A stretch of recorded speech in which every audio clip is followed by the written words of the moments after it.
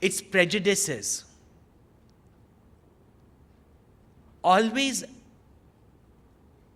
turns itself extrovert through our sense organs to find immediate pleasures, that we even forget what is our goals, what are our ideals. And this mind easily distracts us, and we get carried away by short-term pleasures, and very often give up our long-term goals. To be able to discriminate between that which is short-term, long-term, that which is impermanent and permanent, we have the capacity in our intellect. Yet this mind can veil the thinking of ours. This mind can veil our intellect, our buddhi. And even though we know sometimes that something can be harmful to us, yet helplessly this mind makes us do it. Therefore, really speaking, brought up in a cultural society, brought up in a highly competitive education system, it is not that we do not have goals in our life, but very few are the people who even achieve their own personal, even material goals, and therefore very few people actually become successful. And the main cause of downfall is the distraction of the mind. Mind is made up of a continuous series of thoughts. But when the rays of the mind, the thoughts of the mind are scattered,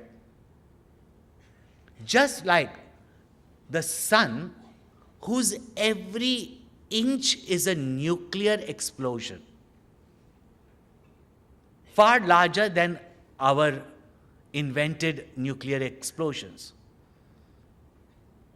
Its rays also are so powerful, the radiation that comes from the sun is so powerful. But traveling through so many light miles, or minutes in this case, when it hits the atmosphere of the earth, it gets dispersed. We feel the light, we feel the warmth. But yet, that mighty rays of the sun cannot easily even burn a piece of paper.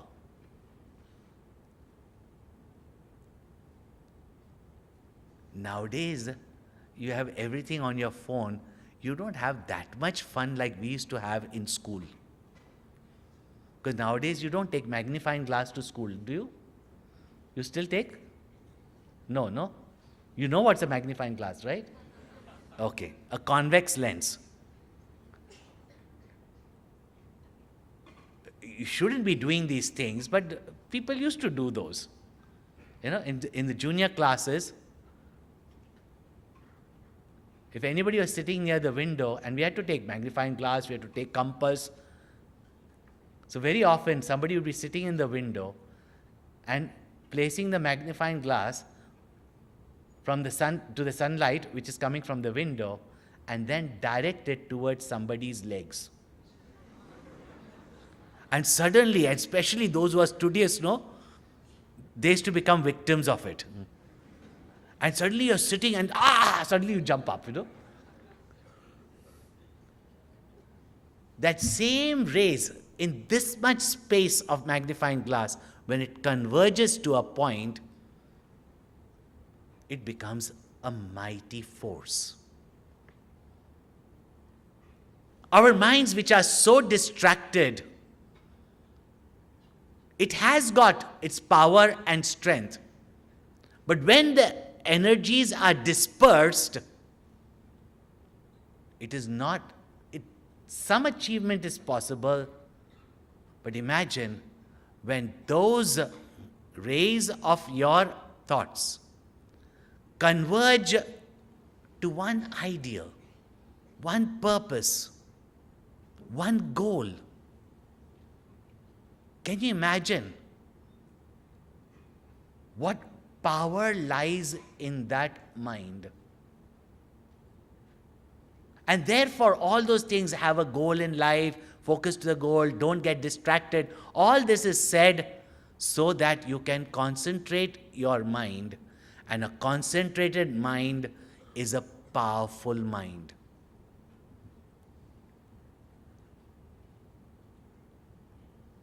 Now, what gives the mind the power to enslave you? One thing is that this mind gets easily distracted when it is not concentrated, not inspired by a goal. It gets easily distracted because mind likes pleasure, enjoyment. It wants happiness. So wherever it can get immediate pleasures, it is going to go there. All attractions come from our sense organs. Sense organs are given to us so that we can experience the world, gather the data, filter it through our mind, and process it by our intellect. Senses are not meant to be shut down like those 3 monkeys. There's a 4th these days. But only Michael Jackson can show you that. Yeah. You have these 3 monkeys shutting. It is not that we have to shut our senses down. Our rishis have pointed out these senses are like the horses on a chariot. And your cars also run with horsepower yet, not bull power, right? These horses are our senses.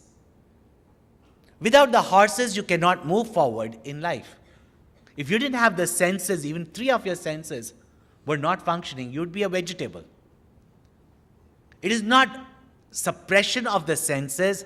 It is not shutting down of the senses. Our rishis have said very beautifully, Badram karnebi shrunyama deva. Badram pashyema shabirya jatraha. That, oh divine gods, the whole cosmos is an expression of God, expressing through so many cosmic forces from which we can derive not only inspiration, but even power, energy. Your Surya Namaskars in the morning not only gives you vitamin D in the body, which we Indians are lacking so much because we dress like as though we are freezing in the tundra region. Yeah. Besides that, it kills the harmful germs on your body. The sun's rays energizes, and the sun itself is the greatest inspiration for everyone. And those also who sometimes are either sorrowful, in fact this word depression should never be used, but it's become a fanciful word.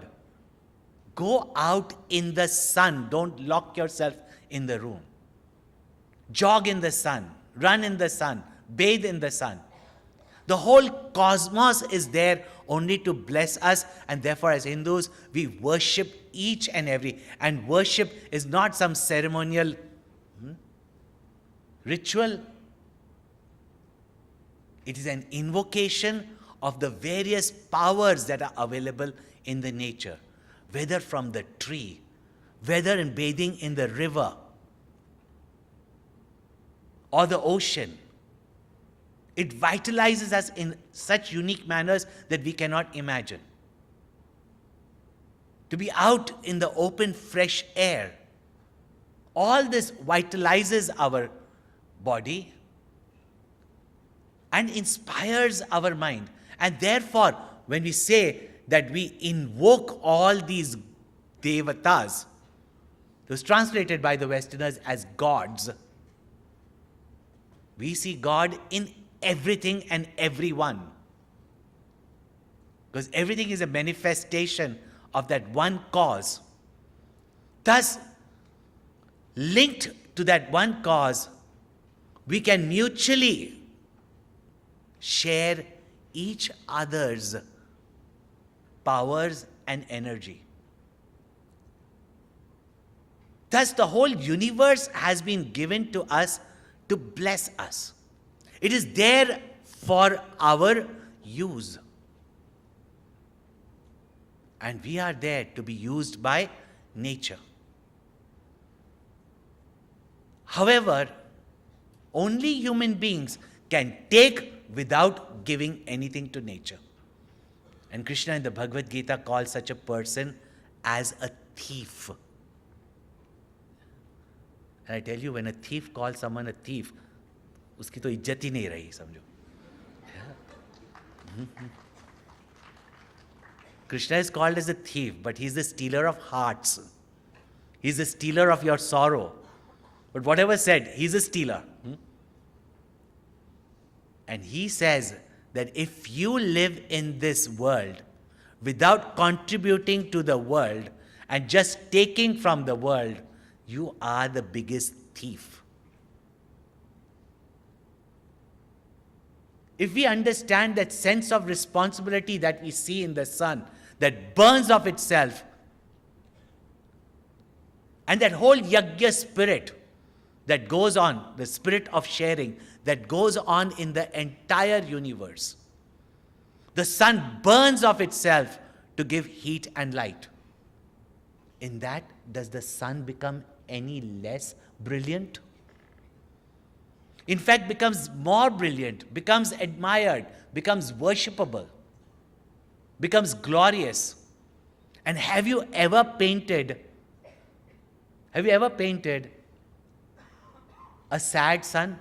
You tell any child to paint or draw a sun, it's always a smiling sun.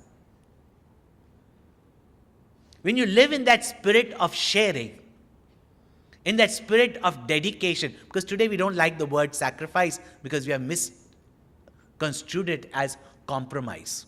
That's why you'll hear marriage is a compromise.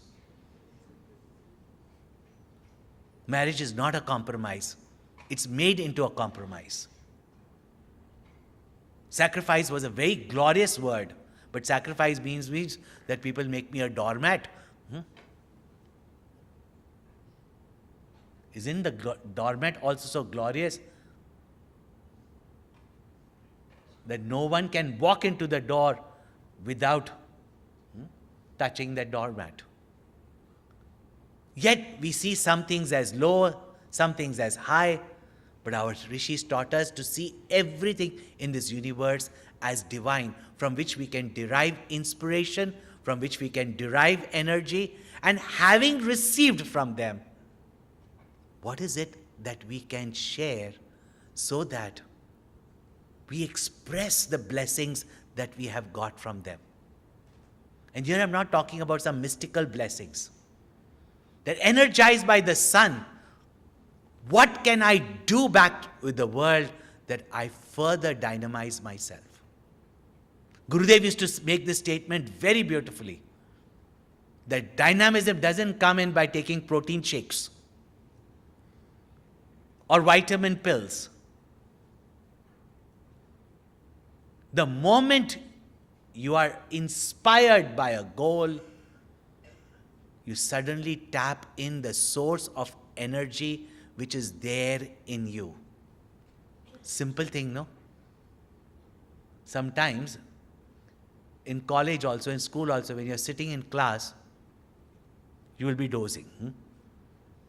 Now you're feeling so sleepy. After the class, you should go and take a nap somewhere, is it not? But that time, after that, suddenly somebody says, hey, we're going to the restaurant. Suddenly look at your energy. Where did that energy come from? See,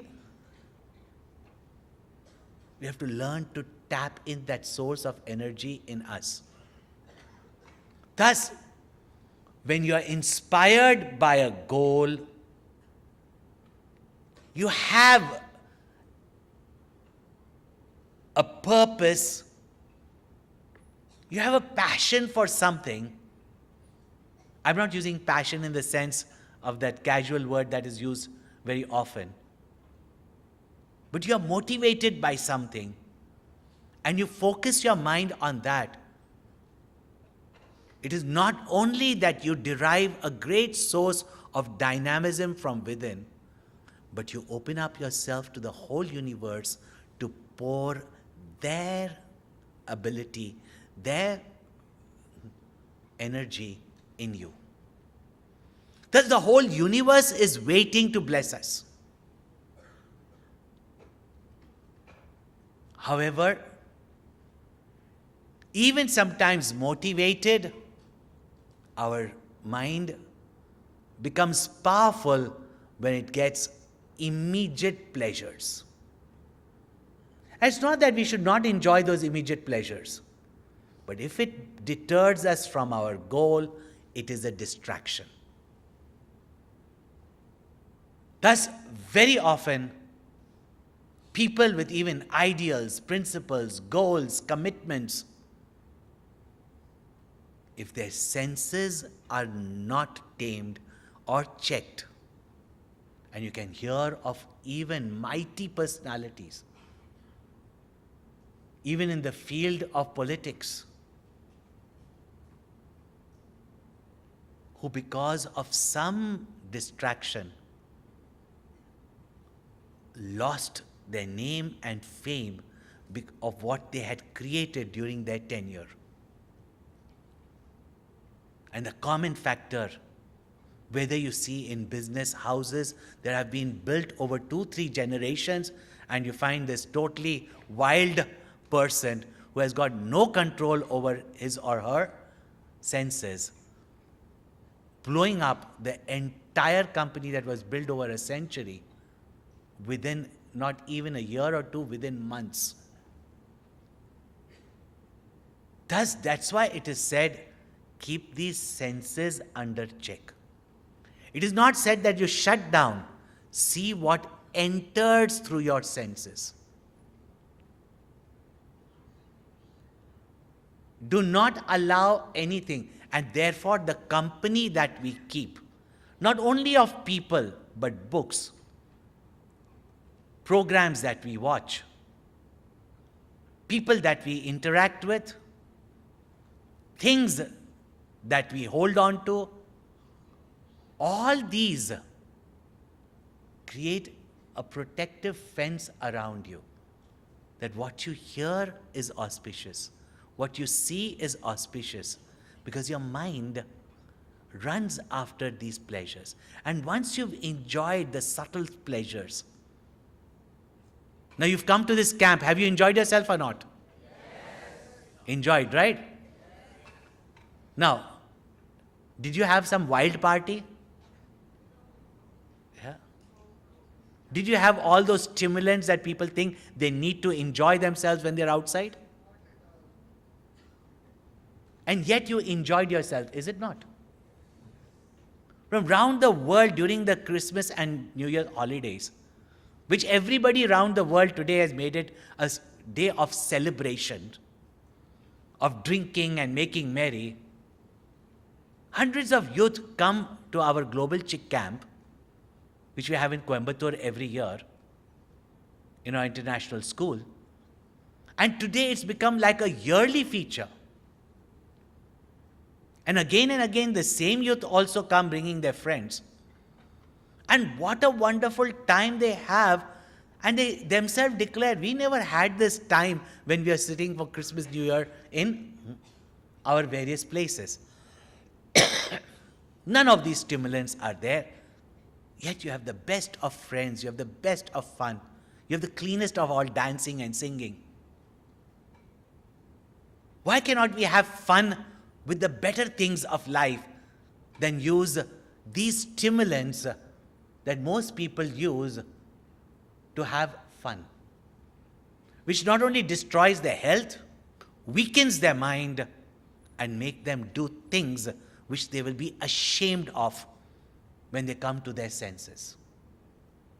I remember the first time a person in our building was like a sister who was getting married in Goa. I had just my first year of college.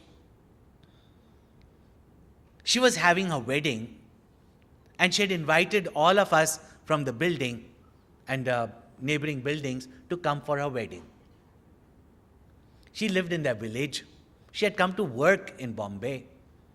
To encourage her wedding, we all went there.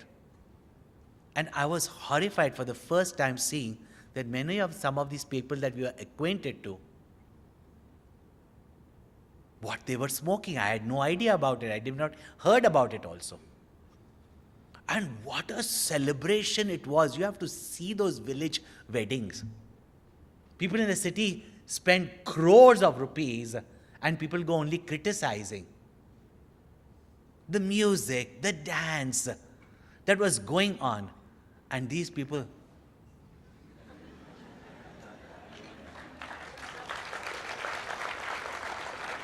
might as well have slept at home.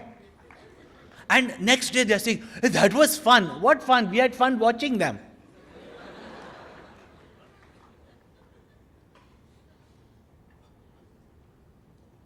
What do we call as fun? They were there for that girl whom we consider as a sister for their wedding, and you were not even there to see her walk down the aisle as the bride, looking so beautiful, getting united to her husband. Instead of dancing and celebrating for her, at the end of it, they didn't even see her, didn't see even her husband, didn't see the music and dance. I was quite happy that all these guys were, half dead, doped. Yeah. Because I could make many more friends. But this is the concept of joy that we have. And for that, people ruin their life. Remember, what gives the mind the strength to distract you is its addictions. And prevention is always better than cure, because many addictions is very, very difficult to give up. Nothing is impossible.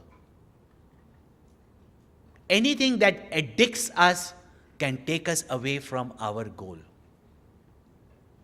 Even if it is just one glass of wine a day that people want. See, when I was sent abroad by Gurudev, I used to have my evening sessions and daytime sessions. Daytime sessions, many mothers, sisters used to come for those sessions. Evening they couldn't come because their husbands were at home. Few men used to come. Mostly I used to have my youth sessions in the evening. Hundreds of youth used to come for those evening sessions. But to get these adult men was difficult. I was wondering, are they so dumb that they don't even have interest in something? Yet their wives used to tell that we take your cassettes, that time cassettes used to be there, and our husbands are listening to it. And they say, good, you're going to a nice place, you're going to a nice place. So I said, then why don't you send them in the evening for the classes? They said, Swamiji, they'll come to the class, they'll go to sleep. The wives were telling. Anyway, once or twice I inspired them to come. It was true. You talk 15 minutes, after that time, they're dozing off. And they were feeling very embarrassed. It's not that they were not interested. They were listening to all the cassettes. So one day I asked them, I confronted them. I said, what is it? And they said, you see, that's our time that we need that one peg. Now, can you imagine, 10 years I was in that place. For that one peg, they could not pursue their spirituality. See the distraction it can be. In fact, I've spent sometimes time with different type of people, but I remember some of the biggest industrialists. Most people want to know that how can we be materially successful like them. People have got things to tell about them. But what are the good things that are there in them? Surprisingly, their diet is well under control. Many of them were actually vegetarians. I'm not talking vegetarianism here at the moment. Many of them don't even drink even one glass of wine. They will not eat outside. They have a fixed time of getting up. They have a fixed discipline of going to sleep.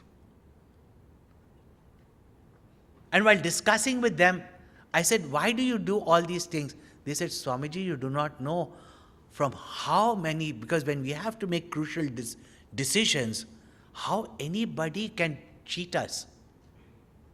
And overnight, our empire can fall down. Even if there are brothers, they don't agree with each other, but they resolve within themselves that if this person is now the chairman, we will follow him implicitly, even if we do not agree with him. That's why those companies have gone on for over a century. The discipline that they create amongst themselves, the control and mastery that they have over their own senses. Maybe some of them talk too much and boast about themselves a lot, and therefore most people find them disgusting. But you can see the secret of success, that one who has mastered his senses and mind, his or her knowledge will be applicable in their actions. Otherwise, we know what is right, like Duryodhan, but we cannot practice it. We know what is wrong, but we cannot stop ourselves. Thus, mind gets power from its addictions, from its habits.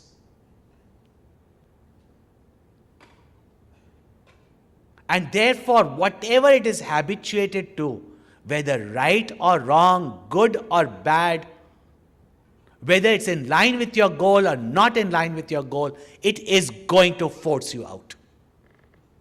It's such a mighty force. That's why it's called as Shakti itself. Shankaracharya says his mind alone is Maya at play. Such a powerful force this mind becomes because of the habits it has created. And those habits that later on you cannot get out is called as addiction. And addiction is not just smoking, drinking, drugs. You remember on the first day I told you about that man who was addicted to yogurt and his wife wanted to divorce him? You can get addicted to some things. You can get addicted to power. Watch your mind from getting addicted. Therefore, early in life, create positive habits. Punctuality is a habit that we can create which is very beneficial. Getting up at a certain time in the morning, whatever time you go to sleep. These habits, once you create, you'll see that the mind immediately does it. It's so amazing to watch this mind. I travel every 5 days. I'm in different time zones, different this thing. People ask me about jet lag. But I notice that 5 days, suppose I may have my fixed time in getting up. Suppose I'm in Australia and I wake up, say, at 5 in the morning. When I come back to India, even if I don't set alarm or anything, I'll wake up at Australia time. This is what you call jet lag. Mind gets so habituated in 5 days So can you imagine, but something that you keep on doing, how habituated you will become? About habit you must have read, no? Remove H, a bit remains. Remove A, bit remains. Remove B, it remains.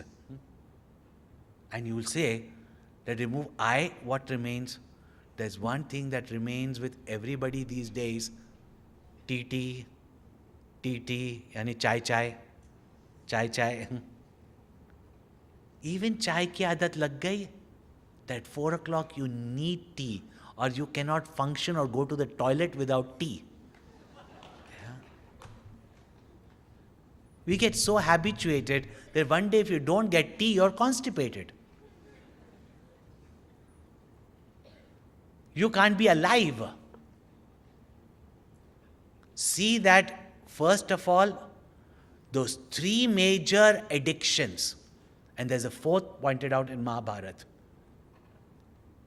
3 major addictions that could make even Yudhishthir, and don't sit and criticize Yudhishthir, it's to point out to us that if Yudhishthir could lose his balance, then what to talk about anybody? 3 things have been said, avoid. One is, what? Any narcotics, alcohol, etc. All the havoc that is happening in the world, and not only in our country, and especially on women. And today women think it's very fashionable to sit and drink. That which, because of which so many women are harmed, is not men, it is alcohol. Don't propagate these things. Don't make it fashionable or trendy. Don't think it is okay. Because one day of getting drunk can create havoc in somebody's life, including your own. And this is not like a parent's anxiety. Watch yourself from these addictions. Even if they are just minor addictions, they can stop you from your goal. Gambling is another. Speculation, gambling is another. Don't even start with these simple bets. They increase to become addictive. You will not know how much you can lose, and you will not stop even after you've got a lot. And therefore, eventually, everybody loses. The other is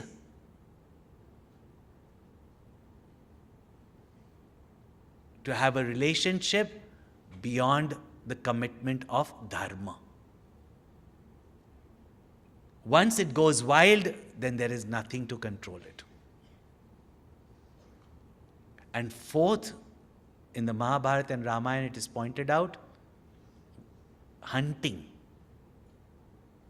which means violence.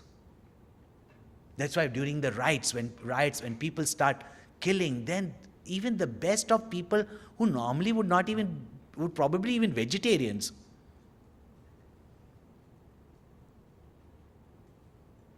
Now that may not be that common, but that kind of violence, these 4 things, it is said they should be avoided at all costs. Don't take chances with it, because it deters you from your goals in life. Therefore, successful people are those, and their success continue to attain historical greatness, only those who have a certain amount of self-mastery. Thus know what strengthens the mind, what weakens the mind. Mind enjoys pleasure. Give it sattvic pleasures like you are having enjoy here. It will run after it. It will chase. Reading good books, it will afterwards not stop reading it. Use the strength of the mind alone on itself. it makes habit. Therefore, Krishna says so beautifully in the Bhagavad Gita when Arjuna says, and I'm quoting you from the Bhagavad Gita, so don't think that these are some modern, theories, etc.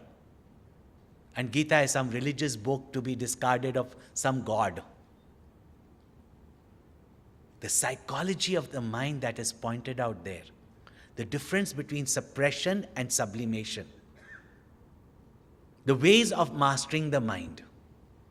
The moment we tell you something about the senses, as youngsters, immediately we revolt. How can we have fun in life? Life cannot be a drab. It'll come up in our mind.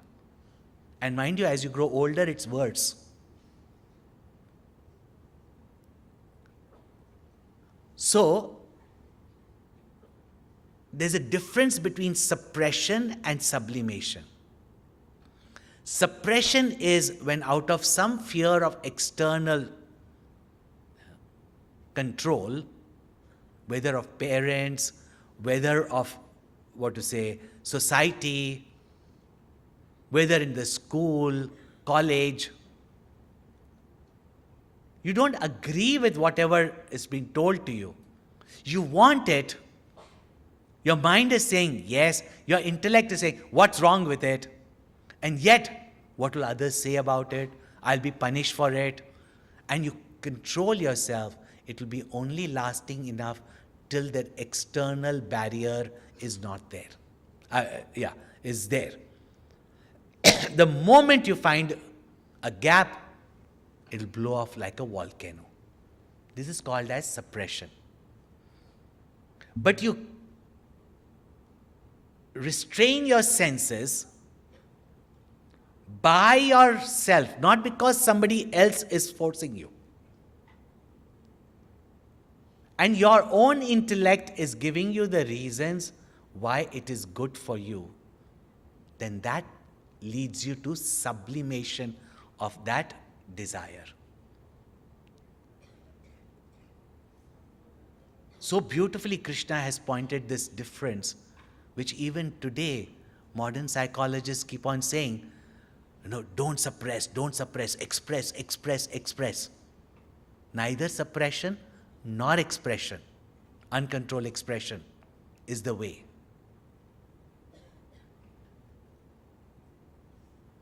Once we understand this, then we'll understand that mastery of the senses gives you that power to achieve those things which are considered impossible in this world.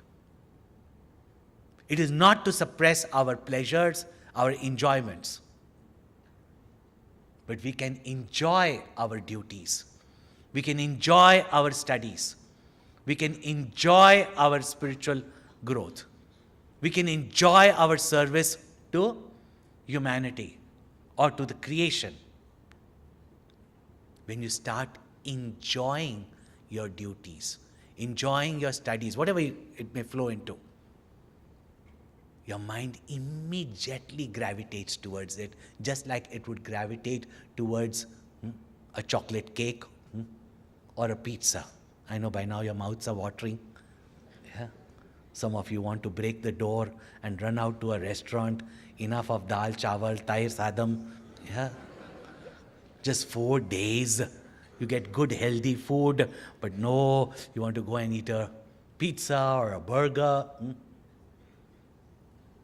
Happens or not? And then you want to break the gates and get out. This is what happens to our mind. And thus, in the process, people also perform adharma. But the worst thing is that you deviate from your goal itself. And therefore, we are not able to perform like a storm, is because our mind gets distracted. And even sometimes we know it is getting distracted, we cannot bring it back because it has cultivated that habit, and therefore we must create new positive habits. Create your own positive habits. Then afterwards, it becomes natural to you. One of the things that Gurudev used to teach, and people used to ask him, how could you do? And if you just look at the amount of work a person during our time we have seen who has done hundreds of letters in a day written by hand, including the envelope and the stamp on it. Giving 3, 4 discourses a day, traveling to those places, going to people's homes for bhiksha. In midst of that, so many books came out, running so many committees and building so many centers, whether it was a hospital, whether it was schools, whether it is the rural development programs. You can wonder, can one man do that? Therefore, scholars today write about Ved Vyasa, that he was not one person, it was a number of people together. How could one man know so much and do so much? But that's my India.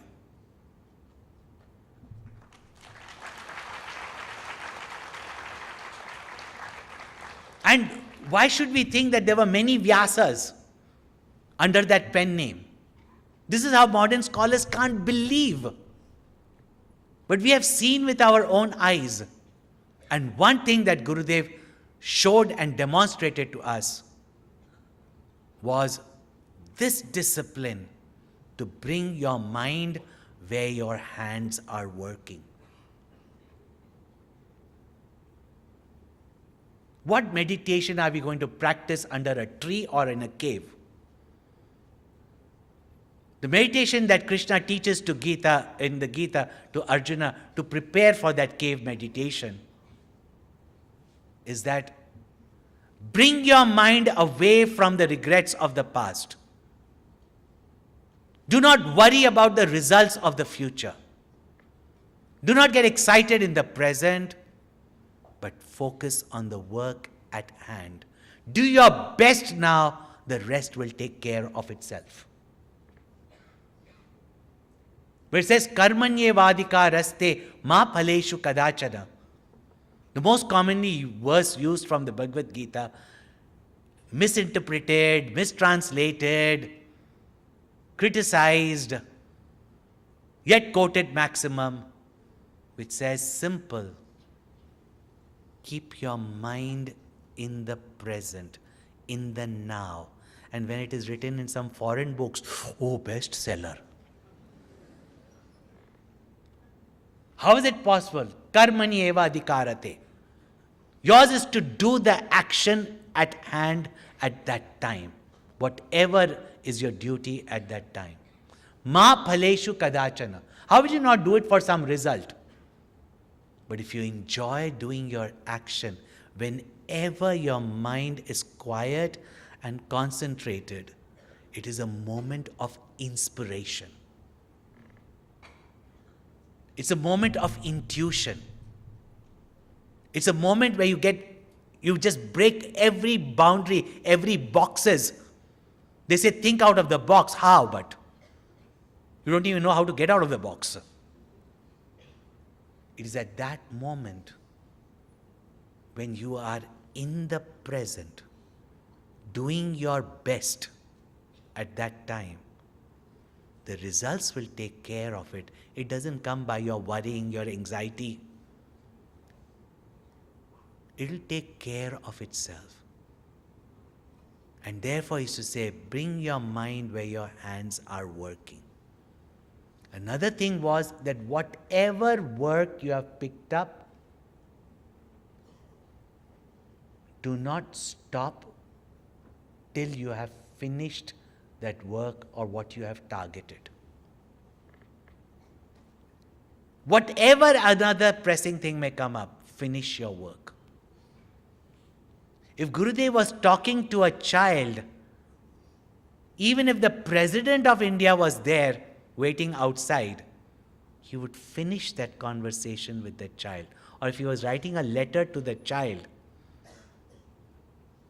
he was very punctual, he would be on time, but if somebody has even come early, he would finish that letter and then attend to anything. That's why I said a journey of 1,000 miles starts with the first step. But take that first sure step, and then afterwards you see how the path unfolds.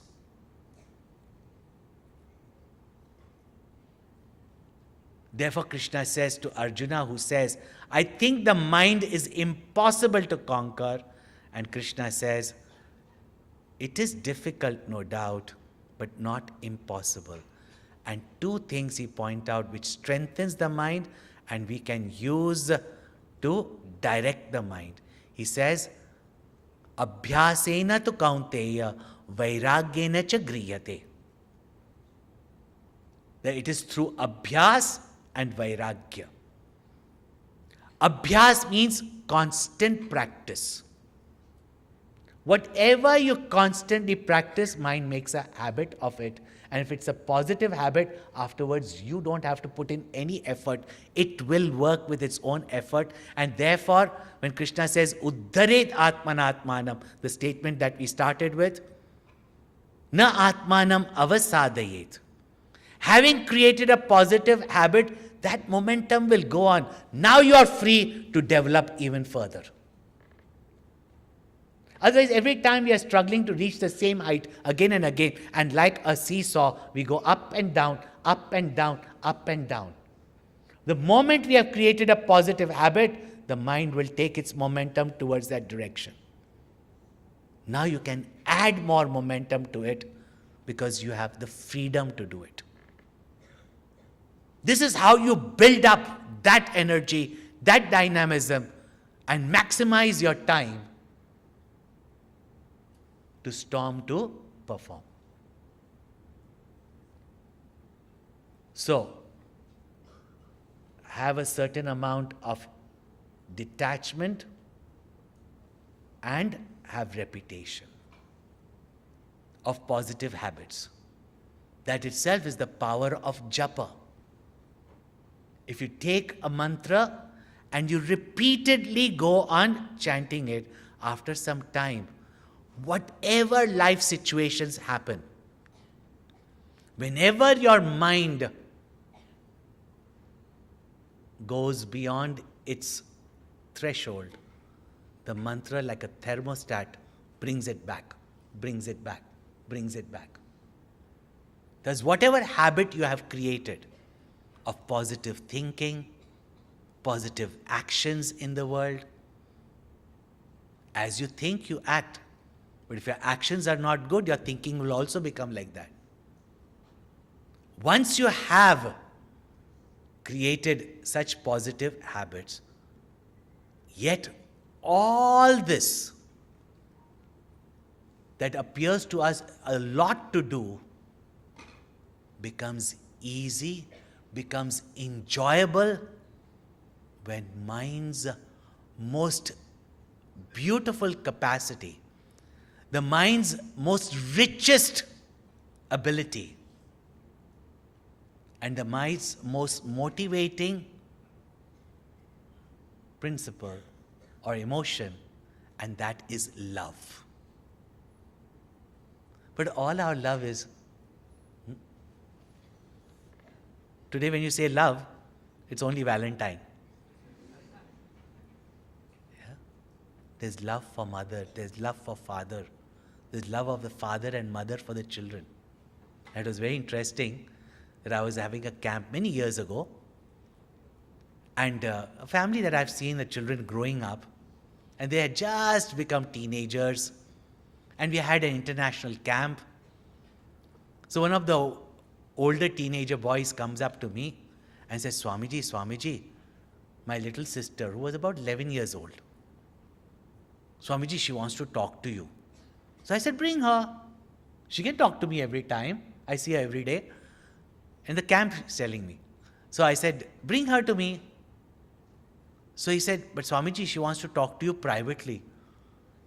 I said, what does this 11-year-old want to talk to me privately? So I said, okay, bring her. He said, well, Swamiji, she's very disturbed. She wants to talk to you privately. I was wondering what this 11-year-old, normally they'll say, I don't have concentration in my studies. Something like that they say. So I said, why does she want private? That's every teenager's problem. So I said, okay, you bring. He said, Swamiji, I'll walk with you behind. but I won't come because she won't be able to open up in front of me. So I took her for a walk. I said, Beta, tell me, what is it? She said, Swamiji, I have a problem. I said, what's your problem? Boys don't like me.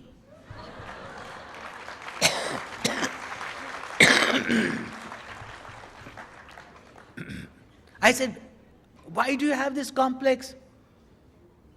Your daddy likes you, your brother likes you, I like you. Not that way, Swamiji.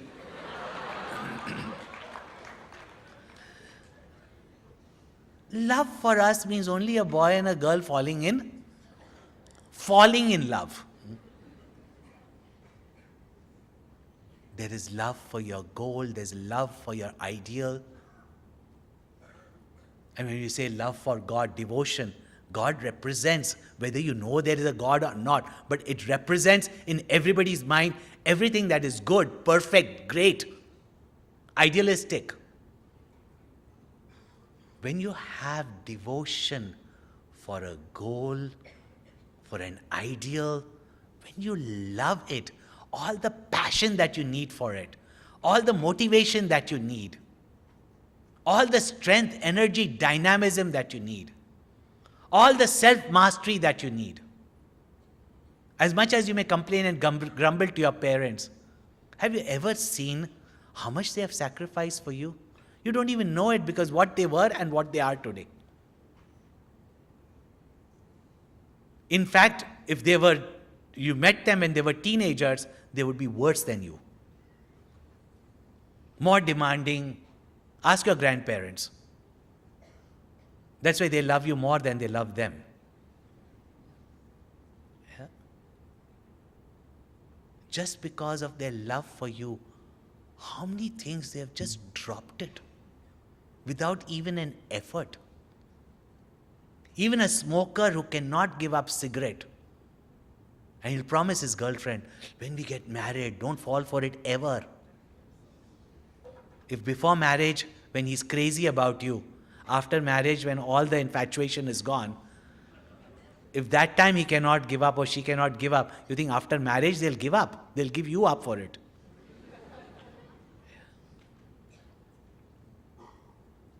But when they become parents and love for children is so natural, if the child is asthmatic, even a chain smoker will stop smoking. Love has that power. And when that love is not just for one individual, after whom you get crazy, but it includes the many. When you love your country, you love all your fellow men. When you love God, you love the whole of creation. And that's why great people are those people who did not just fall in love. You might hear about Romeo and Juliet. Even one person love, you consider them as great. Laila and Majnu. But you call them crazy only. And therefore, when they fall in love, crazy kiya re. Yeah. For such crazy things, you will clap.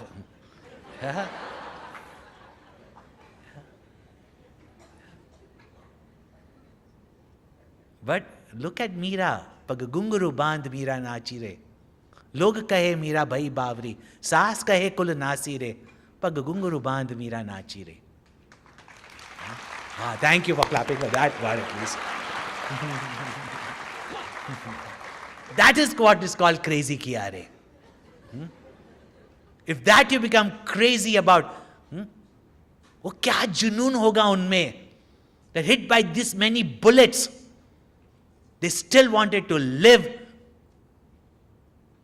just to put that flag up there. That craziness we have to have, and that craziness comes only with love. That makes you go beyond your own self-made boundaries to do something that the world might consider to be stupid and idiotic.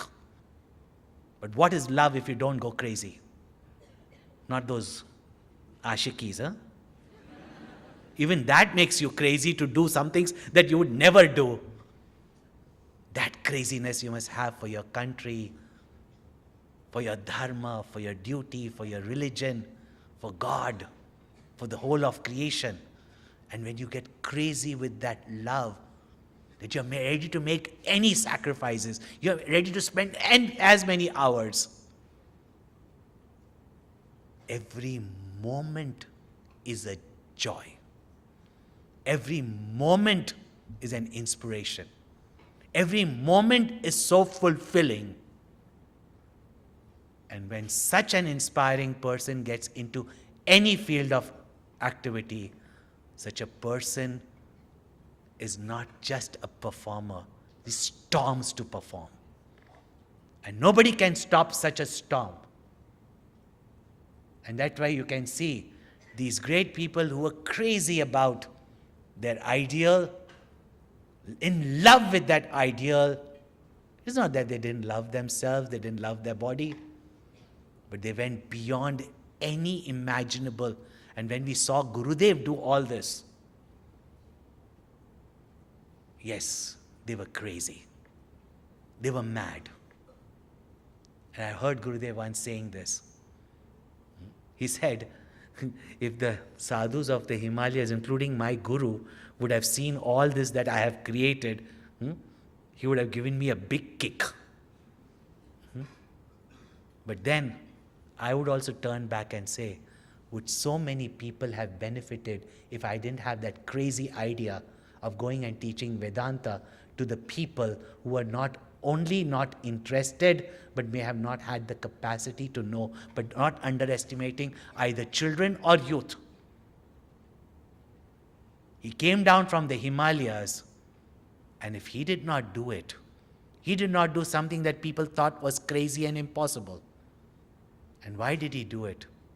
There's only one single motivation, that even till the day his body dropped, even till the last moment, if you find out, he was there because he loved everyone.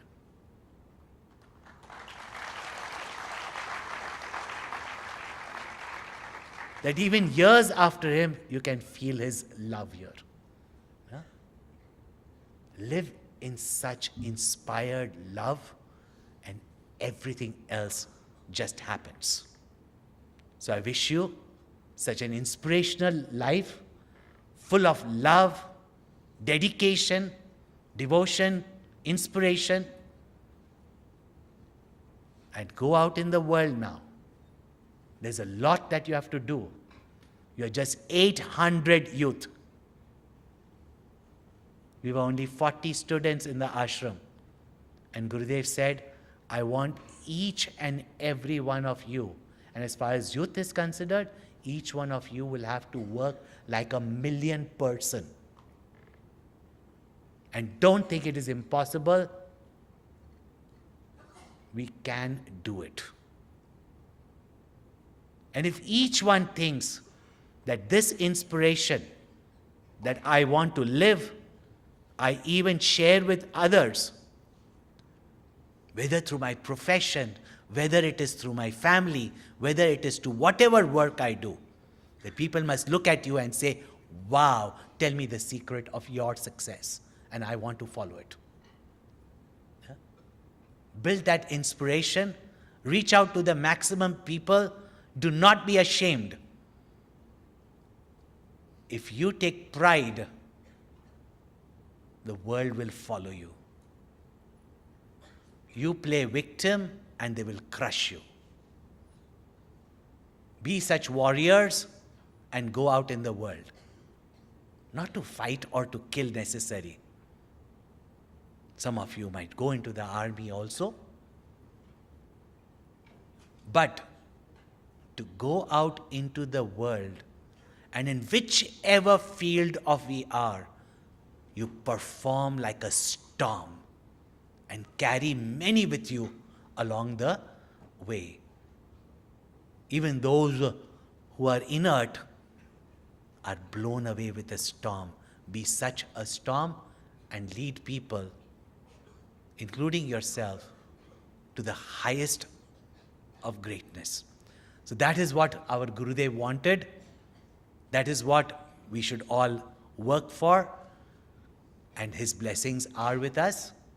Now all we have to do is lend our hands and feet. So with that, we conclude with blessings. And you have been given this book, Storm to Perform. Read it. Many of the ideas I have explained to you with examples, details, etc. are there in inspirational words, and there are some other things also like decision making, etc., which are there in the book, and there's an exercise or two in the book that you should also do. No sooner you get back home, start it. Otherwise, mind is it will dwindle off. Very quickly get back into past habits. Om Purnamada Purnamidam Purnat Purnamudachyate Purnasya Purnamadaya Purnameva Vashishyate. Om Shanti Shanti Shanti. Hari Om. Shri Gurubhyo Namah. Hari Om.